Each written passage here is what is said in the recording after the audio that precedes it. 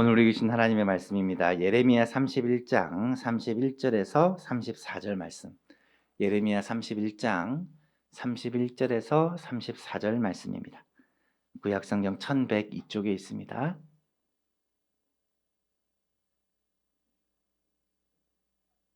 예레미야 31장 31절부터 34절까지 한 절씩 교독하겠습니다.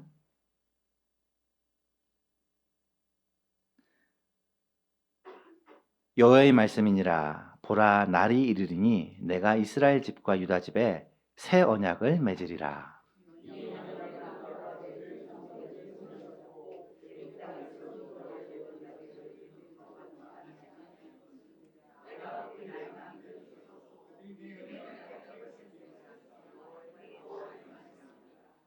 그러나 그날 후에 내가 이스라엘 집과 맺을 언약은 이러하니 곧 내가 나의 법을 그들의 속에 두며 그들의 마음에 기록하여 나는 그들의 하나님이 되고 그들은 내 백성이 될 것이라. 여호와의 말씀이니라.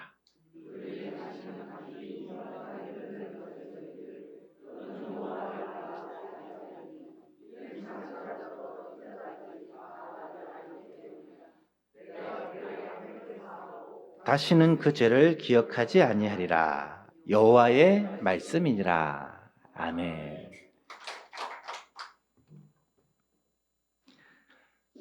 내가 새 언약을 맺으리라는 제목으로 하나님의 말씀을 증거하겠습니다.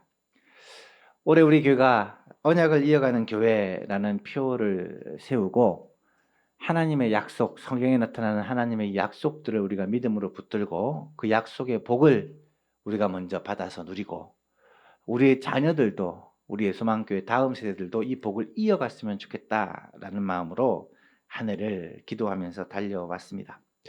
그래서 성경에 나타나는 많은 언약들을 중요한 언약을 중심으로 우리가 전체적인 내용들을 살펴보았는데요. 아담 언약으로 시작해서 노아 언약, 아브라함, 모세, 다윗, 그리고 선지자 언약까지 우리가 살펴보았습니다. 9월, 10월 두 달에는 선지자 언약 가운데 선지자가 12권이나 되니까 다 살펴볼 수는 없고 그중에 이사야서를 집중적으로 좀 살펴보자 해서 이사야서 중에서도 전반부와 후반부가 있는데 이 후반부 40장에서 66장까지의 내용이 구원과 회복에 대한 약속이기에 이 약속에 대해서 우리가 좀 상세히 살펴보았습니다.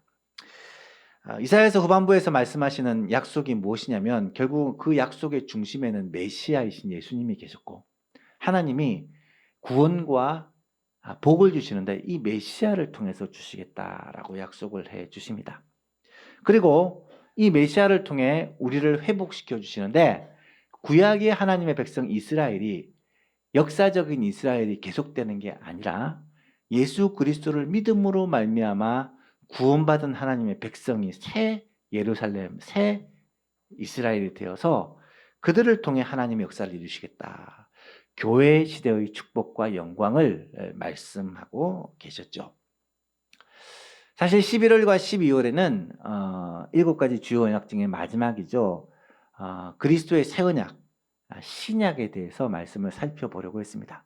구약의 언약들이 어떻게 예수님을 통해 성취되었는지, 또 예수님이 다시 오실 재림을 통해 어떻게 완성이 될지에 대한 내용들을 살펴보려고 했는데 내년을 준비하고 기도하는 가운데 언약을 이어가는 교회라는 이 표를 내년에도 한 해를 더 이어가야 되겠다라는 생각을 하나님이 주십니다.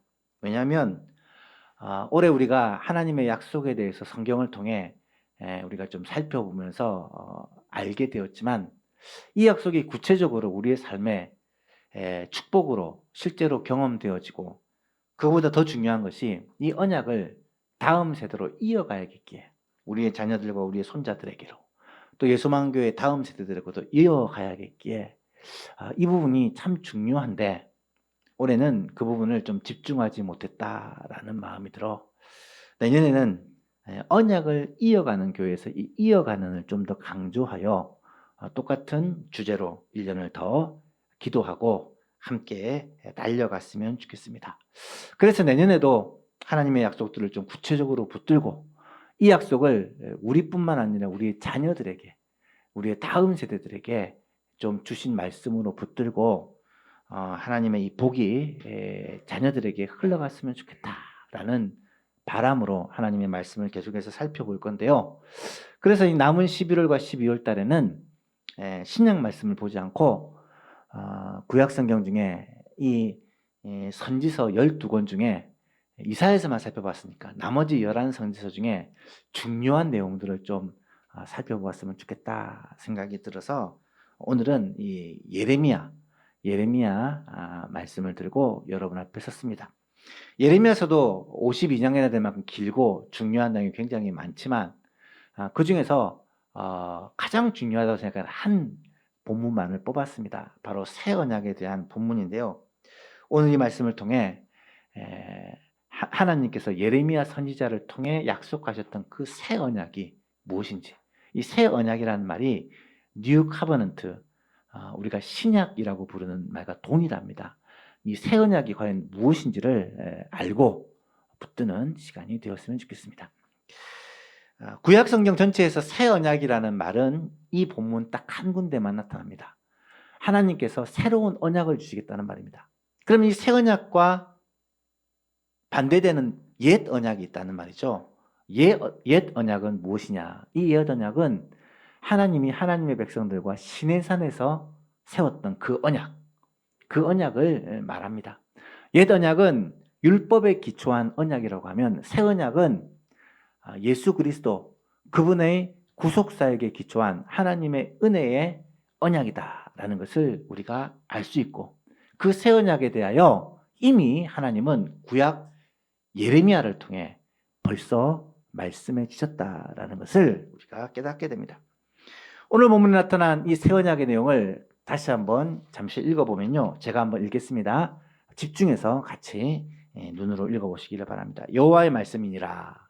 보라, 날이 이르리니 때가 되면 내가 이스라엘의 집과 유다 집에, 이스라엘 집과 유다 집은 북이스라엘과 남유다를 가리키는 표현이에요. 모은 이스라엘에 새 언약을 맺을 것이다. 이 새 언약은 내가 그들의 조상들의 손을 잡고 애굽 땅에서 인도하여내던 날에 맺은 것, 광야에서 출애굽 직후의 광야에서 맺은 시내산 언약을 말하죠. 그 시내산 언약과 같지 아니할 것은 내가 그들의 남편이 되었지만 그들이 내 언약을 깨뜨려 버렸기 때문이다. 여호와의 말씀이니라.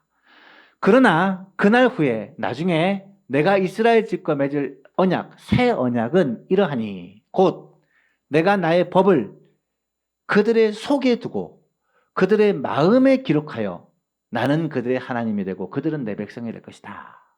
옛 언약도 돌판에 기록한 십계명을 주신 그 옛 언약도 하나님이 이스라엘 백성들의 하나님이 되고 이스라엘 백성이 하나님의 백성이라고 약속을 했지만 그것을 깨버리고 나서 새로운 언약을 주실 것인데 이 새 언약은 돌판에 기록한 것이 아니라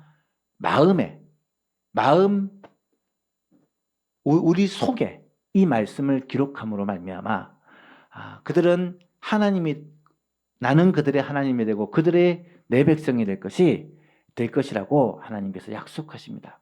마지막 34절에는 그들이 다시는 각기 이웃과 형제를 가리켜 너는 여호와를 알아야 된다라고 하지 아니하리니 이는 작은 자부터 큰 자까지 다 하나님을 잘 알고 있기 때문이다. 내가 그들의 악행을 사하고 그들의 죄를 다시는 기억하지 않을 것이다. 여호와의 말씀이니라. 이 말씀이 무슨 말인지 오늘 하나씩 생각해 보면서 하나님이 예레미야를 통하여 주신 그 새 언약이 바로 오늘 우리에게 주신 약속이라는 것을 깨닫는 귀한 시간이 되었으면 좋겠습니다. 그렇다면 이 새 언약의 중요한 특징 세 가지가 무엇이냐? 오늘 보면 32절, 33절, 34절에서 나타나는 이 새 언약의 중요한 세 가지 특징을 우리가 살펴보았으면 좋겠습니다. 첫 번째 특징은 새 언약은 옛 언약이 깨어진 후에 주어진 새로운 언약이다. 옛 언약이 다 깨어진 후에 파기된 후에 주어진 새 언약이다 라는 말씀입니다. 32절 말씀해 보니까 이 언약은 내가 그들의 조상의 손을 잡고 애굽에서 인도하여드는 날에 맺은 것과 같지 아니할 것은 내가 그들의 남편이 되었어도 그들은 내 언약을 깨뜨렸습니다. 하나님이 자기 백성과 언약을 분명히 맺었었는데 백성들이 하나님과 맺은 언약을 깨버렸다라는 말씀이죠. 여러분, 이 언약을 주신 때가 언제냐? 예레미야 선지자를 통해 주신 언약이에요. 예레미야 선지자가 예언하고 있을 때가 언제냐? 남유다가 멸망하기 직전입니다. 여러분, 이스라엘 역사를 아시죠? 북이스라엘은 BC 722년 일찍 멸망합니다. 그리고 남유다는 그거보다 거의 150년, 140년 후에 BC 586년에 멸망을 해요. 북이스라엘은 진작 망했고 지금 예레미야가 예언하는 이 시기는 남유다가 멸망하기 직전입니다. 여러분 보세요. 북이스라엘 집과 남유다 집, 이스라엘 집과 유다 집에 이 새 언약을 주시겠다고 했는데 북이스라엘은 이미 망해서 없어져 버렸어요. 하나님이 심판하셔서 우상을 섬기고 하나님의 말씀을 거역함으로 말미암아 아수르라는 나라가 이 북이스라엘을 멸망시켜 버렸습니다. 나라만 망한 게 아니라 이 아수르라는 나라가 이방인들을 이 이스라엘 땅으로 다 들이고 이스라엘 사람들을 세계에 다 흩어버렸어요. 민족들이 완전히 썩혀버렸습니다. 그래서 이스라엘 사람들이 이스라엘 민족으로 남아있는 게 아니고 이방과 섞여버린 혼합족이 되어버린 거예요. 그래서 유대인들은 그들을 향해서 사마리아인이다라고 부르는데 이 사마리아인이라는 말은 이스라엘인이 아니라는 말이에요. 다른 인종이라는 말입니다. 이 사마리아인들에 대해서 이방인처럼, 아니 어쩌면 이방인보다 더 혐오하는 사람이 바로 이들이었다라는 사실을 우리는 알고 있습니다. 남유다는 어떻습니까? 지금 남유다도 멸망 직전입니다. 풍전등화예요. 언제 멸망해도 이상하지 않는 그런 상황입니다. 바벨론이라는 엄청 강한 나라가 이 유다를 금방 집어삼킬 것 같은 상황에 지금 놓여져 있다는 사실입니다. 이 절망적인 상황, 북이스라엘은 망했고 남유다도 망하기 직전인 상황에 갑자기 하나님이 예레미야 선지자를 통해 내가 새 언약, 뉴 카버넌트, 새 언약을 주겠다라고 약속을 하고 있다는 사실입니다. 여러분, 이스라엘과 유다가 이렇게 멸망을 하게 된 이유가 무엇입니까? 그 이유가 하나님과의 언약을 깨었기 때문이죠. 하나님과의 약속을 깨었기 때문입니다. 여러분, 이스라엘 백성들이 하나님과의 약속을 깬 것은 하루 이틀 이야기가 아니에요. 어쩌면 이스라엘 전 역사를 통해 계속해서 일어났던 일입니다. 아담이 그랬죠. 아담이 하나님과 언약을 맺었지만 그 언약을 깨버립니다. 동산 중앙에 있는 나무의 실과를 먹지 말라. 먹으면 죽는다 했는데 먹어버립니다. 깨어버립니다. 소돔과 고모라, 여러분 기억나시죠? 소돔과 고모라는요, 롯이 살고 있던 동네예요. 그런데 그 나라가 하나님의 불심판, 유황의 심판을 받습니다. 왜 그랬습니까? 많은 죄악들이 그 도시에 있었지만 가장 심각한 것은 남자와 남자가, 여자와 여자가 이 동성연애가, 동성혼이 가득했던 도시였기 때문에 하나님의 불심판을 면할 수가 없었다는 것을 우리는 알고 있습니다. 노아 시대도 마찬가지죠. 노아 시대는 하나님께서 모든 사람의 생각하는 것이 항상 악할 뿐임을 보시고 하나님께서 사람 지으셨음을 한탄하시고 하나님이 지으신 모든 호흡 있는 자들을 다 쓸어버리기로 작정하시고 무엇으로 심판하십니까? 홍수로 심판을 하신 거예요. 하나님은 이렇게 하나님과의 약속을 깬 하나님의 사람들을 심판을 하셨는데 아브라함은 조금 달랐어요. 아브라함을 선택하시고 아브라함을 통해서 하나님은 하나님의 백성을 세우시기로 약속을 하십니다. 아브라함에게 세 가지 약속을 주시죠. 큰 민족을 이룰 것이다. 하나님의 백성이죠. 그리고 그 백성들에게 가나안 땅을 기업으로 줄 것이다. 그리고 이 백성을 통하여 세상 모든 사람들이 복받게 하는 복의 통로가 되게 할 것이다. 이 약속을 주시고 아브라함과 이삭과 야곱과 요셉과 하나님은 계속해서 함께 해주십니다. 요셉을 통해서 이스라엘 백성들이 애굽으로 건너가서 그곳에서 큰 민족으로 자라게 됩니다. 400년 만에 하나님은 아브라함에게 약속한 그 약속을 기억하시고 그 애굽에 있던 백성들을 건져내셔서 큰 팔과 능력으로 10가지 재앙으로 이 애굽에 있던 하나님의 백성들을 건져내셔서 약속했던 가나안 땅으로 다시 옮기시는 거예요. 그 과정에서 하나님이 이스라엘 백성과 언약을 맺으십니다. 그게 우리가 잘 알고 있는 시내산 언약이에요. 시내산의 광야에서 하나님은 자기 백성들과 언약을 맺으시는데 그 언약의 내용이 출애굽기 19장에 이렇게 기록되어 있어요. 언약의 서문입니다. 세계가 다 내게 속하였나니 너희가 내 말을 잘 듣고 내 언약을 지키면 너희는 모든 민족 중에서 나의 소유가 되겠고, 이 소유란 말은 보물이랬어요. 보물이 되겠고, 내가 너희에게 대하여 제사장 나라가 되며 거룩한 백성이 되리라. 여러분, 이 시내산 언약의 서문은 무엇을 의미합니까? 너희가 내 말을 잘 듣고 내 언약을 지키면, 하나님의 말씀을 잘 듣고, 여기서 언약이라는 것은 뒤에 나오는 십계명과 율법들의 의미예요.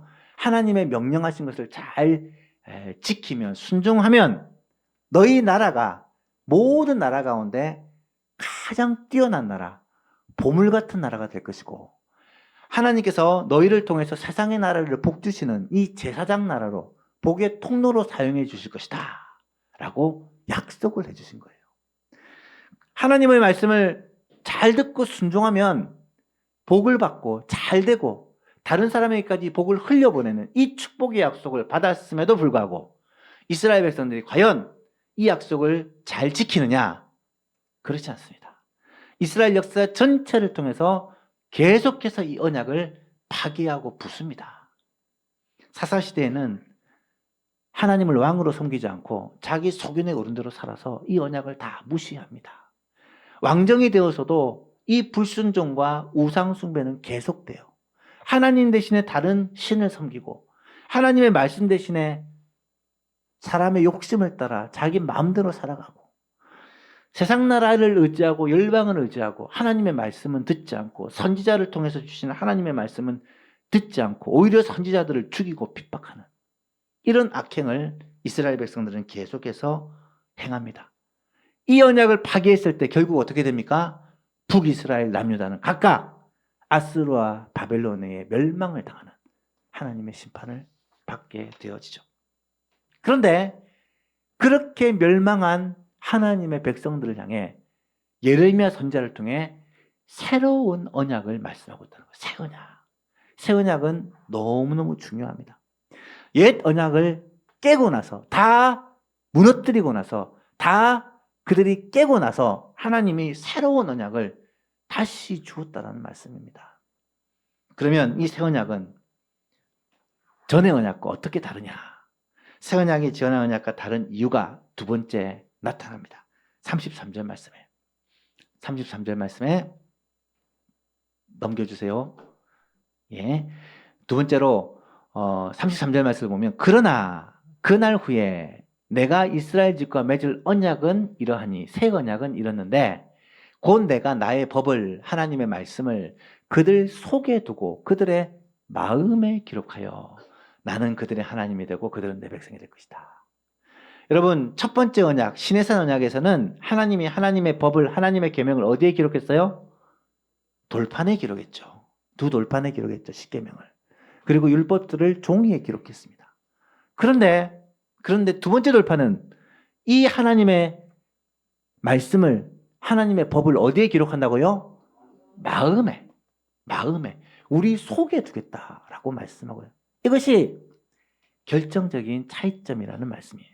사랑하는 여러분, 하나님의 법을 우리의 마음에 기록한다는 말이 무슨 의미일까요? 하나님의 법을 우리의 마음에 기록한다. 이 말씀이 무슨 의미일까요? 이 말씀은 하나님께서 우리의 마음속에 하나님의 말씀을 주셔서 그 말씀을 우리의 마음이 기쁨으로 받고 순종하도록 해주시겠다는 약속이에요. 우리가 마음으로 하나님의 말씀을 받고 그 말씀을 기쁨으로 순종하도록 해주겠다.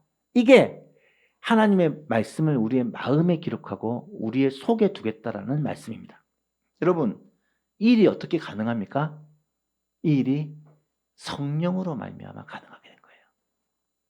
사랑하는 여러분, 새 언약이 예전 언약과 제일 큰 차이점이 바로 그것입니다. 하나님의 이 말씀이 우리 마음에 기록된 거예요. 여러분, 예수께서 죽으시고 부활하시고 승천하십니다. 이것이 예수님의 구속사역이에요. 예수님이 우리 죄를 위하여 죽으시고 죽음을 깨고 다시 살아나시고 하늘로 올리십니다. 영광을 받으십니다. 그런 후에 예수님께서 우리에게 다시 오시겠다고 약속을 하셨어요. 어떻게 다시 오십니까? 성령으로 말미암아 우리에게 오십니다. 예수님은 사람의 몸을 입고 계셨기 때문에 시간과 공간의 한계를 받지만 성령님, 예수님의 영이신 성령님은 모든 사람에게 항상 함께 계실 수 있거든요. 그래서 보혜사 성령으로 오시겠다고 약속을 하신 거예요. 보혜사 성령으로 우리 안에 계신 예수님은 우리와 늘 함께 하십니다. 한 번 오시면 떠나지 않으십니다. 언제 어디서나 늘 함께 하십니다. 그리고 우리의 마음과 생각과 삶을 주관하십니다. 다스리십니다. 예수님이 우리의 주가 되신다는 말은 예수님이 나의 마음, 우리의 생각, 우리의 삶을 직접 다스리신다는 말이에요. 그래서 우리가 성령님으로 말미암아 예수님께 우리의 삶을 맡기고 의탁하면 예수님께서는 우리 안에서 하나님의 말씀을 기뻐하고 즐거워하고 그 말씀을 기쁨으로 순종할 수 있도록 도와주시겠다는 약속입니다.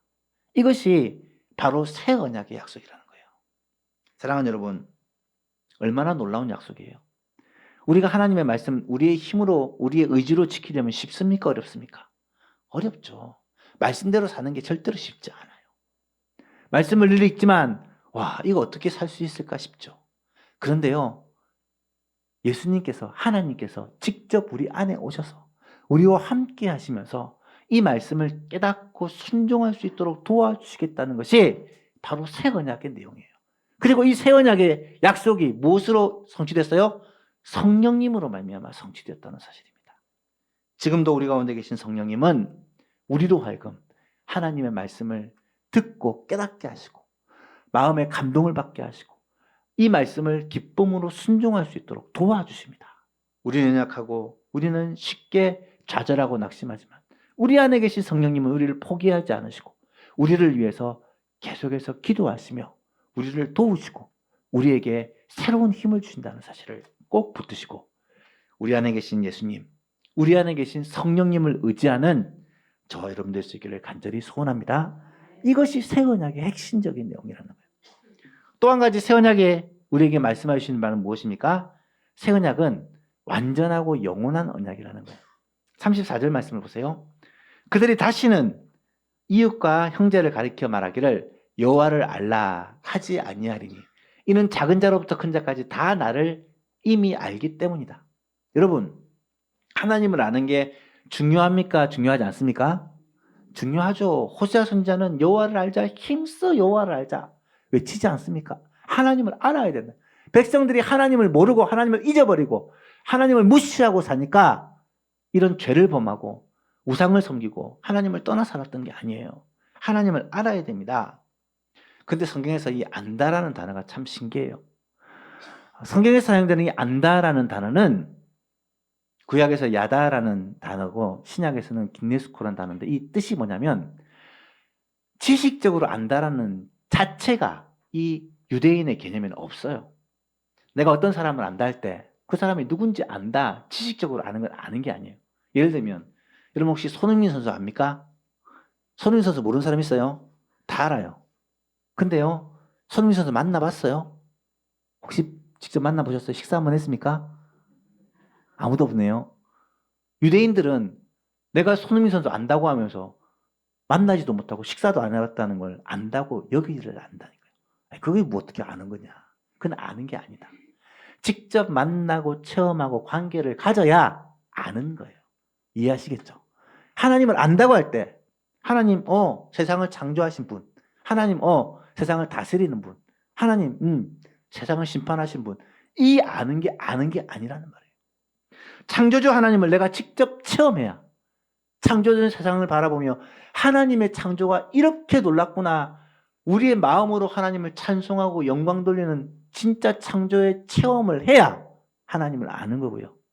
구속주 예수님이 나를 위해 죽으시고 부활했다는 것을 지식적으로 아는 게 아니라 정말 예수님이 십자가에 죽으신 것이 내 죄 때문이고 예수님께서 부활하심으로 내가 생명을 얻게 되었고 영생을 누리게 됐다는 것을 깨닫고 감격하게 되는 것이 아는 거란 말이에요. 성령님이 나와 함께 하시고 성령님이 나와 늘 동행하신다는 거 알고는 있죠. 지식적으로 아는 게 아니라 정말 성령님이 내 마음과 생각을 주관하시고 내 삶의 주인이 내가 아니라 내 안에 그리스도께서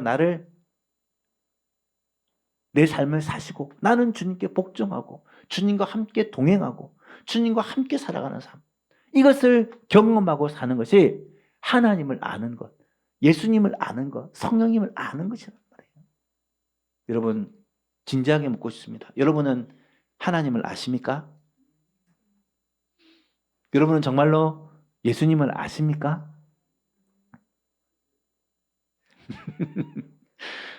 예. 하나님을 안다라고 말하면서 혹시 지식적으로 어려서부터 들어왔기 때문에 습관적으로 그렇게 알고 있지는 않습니까? 예배 시간마다 하나님을 만난다고 하는데, 예배 시간마다 하나님과 말씀을 통해서 만나고 교제한다고 하는데, 기도 시간마다 하나님을 만난다고 하는데, 말씀을 통해서 하나님을 만난다고 하는데, 그 만남을 여러분 매일매일 경험하고 있냐는 거예요. 하나님과 만남도 없고 교제도 없고 하나님과의 친밀한 이 관계도 없으면서 하나님을 안다, 하나님을 믿는다라고 말할 수가 있느냐는 거예요. 그것을 가능하게 하시는 분이 누구시다? 성령님이시다. 성령님이시다.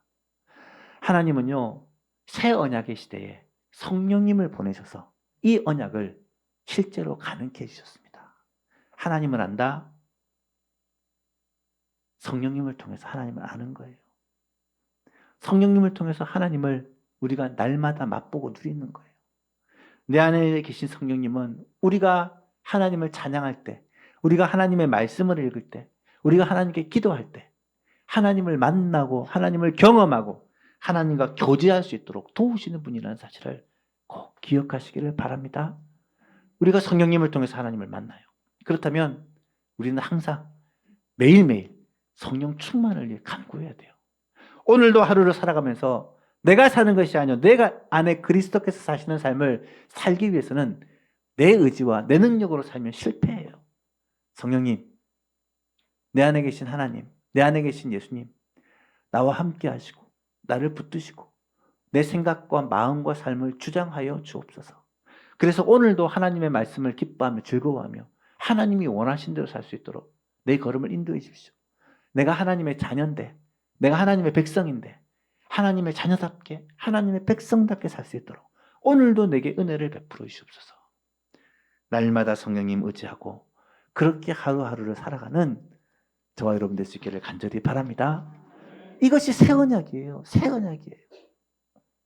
새 언약의 시대에 살아가는 우리들 얼마나 복된 자인지 알 수 없습니다. 구약의 성도들은 이 놀라운 은혜를 누리지 못하고 살았어요.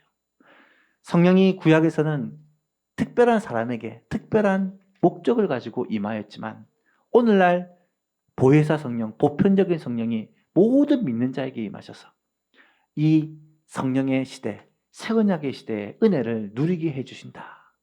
바라기는 우리가 이 새 언약의 은혜, 성령의 놀라운 은혜를 누리며 살기를 축복하고 우리의 자녀들, 우리 예수만교회 다음 세대들이 이 새 언약의 그 축복들을 함께 누리며 살아가는 그런 하나님의 자녀들이 될 수 있기를 주 예수 그리스도의 이름으로 축복합니다.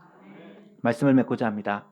사랑하는 여러분, 예수님이 이 땅에 오시기 적어도 600년 전에 예레미야가 이 말씀을 예언을 했습니다.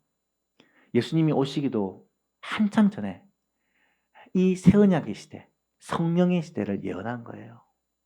이 예언대로 예수님이 오셨고 우리를 위해서 구속사역을 완성하셨고 성령으로 모든 성도들의 심령에 임하셔서 하나님의 말씀을 우리의 마음에 새기고 순종하도록 도우시고 하나님을 알되 날마다 하나님과 친밀한 교제를 누리며 살 수 있도록 은혜를 베풀어 주셨습니다. 이 은혜를 예수망의 모든 성도들이 누리기를 원하고 맛보기를 원하고 날마다 그렇게 하나님과의 그 관계를 누리며 살아가는 예수망교회 성도님 될 수 있기를 주님의 이름으로 축복합니다.